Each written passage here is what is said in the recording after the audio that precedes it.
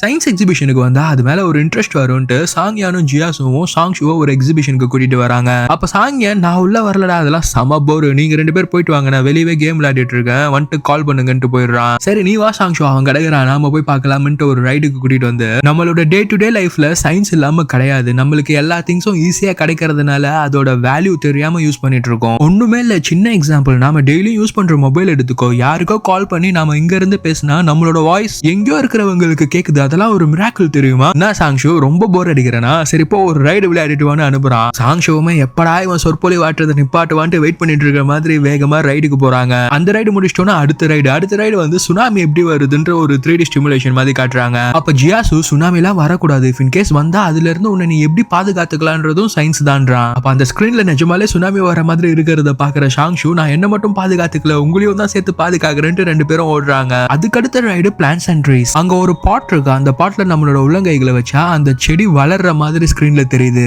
சாங்ஷுக்கு ஒரே ஹாப்பி தான், நானும் செடி வளர்த்துட்டேன். அப்ப ஜியாசு, முன்னெல்லாம் நாம செடி மரம்லாம் வளர்க்கணும்ட்டு அவசியமே இல்ல, அதுவாவே நேச்சுரலாவே க்ரோ ஆகும், இப்ப நம்ம அதெல்லாம் வளர்றதுக்கு இடம் விடாம பில்டிங்கா கட்டி வச்சிருக்கோம். மரம் எல்லாமே எப்படி நம்ம நல்ல காத்த சுவாசிக்கிறது, மழை எப்படி வரும், தண்ணி எப்படி கிடைக்கும், இந்த மாதிரி எல்லா விஷயத்திலயும் சயின்ஸ் இருக்கு சாங்ஷு. எனக்காக வேணா உனக்காக வேணா, நம்ம நேச்சருக்காக இது எல்லாத்தையும் நீ நல்லா படிச்சு தெரிஞ்சுக்கோ. அப்பதான் நீ ஸ்கூல் விட்டு காலேஜ் விட்டு எல்லாம் வரும்போது நம்ம கண்ட்ரியும் டெவலப் கண்ட்ரி ஆகுறதுக்கு நீயும் ஒரு ரீசனா இருப்பேன்னு சொல்லி ப்ராமிஸ் பண்ணிக்கிறாங்க. அடுத்து என்னாச்சுன்றத நெக்ஸ்ட் பார்ட்ல பார்ப்போம். சப்ஸ்கிரைப் பண்ணிக்கோங்க.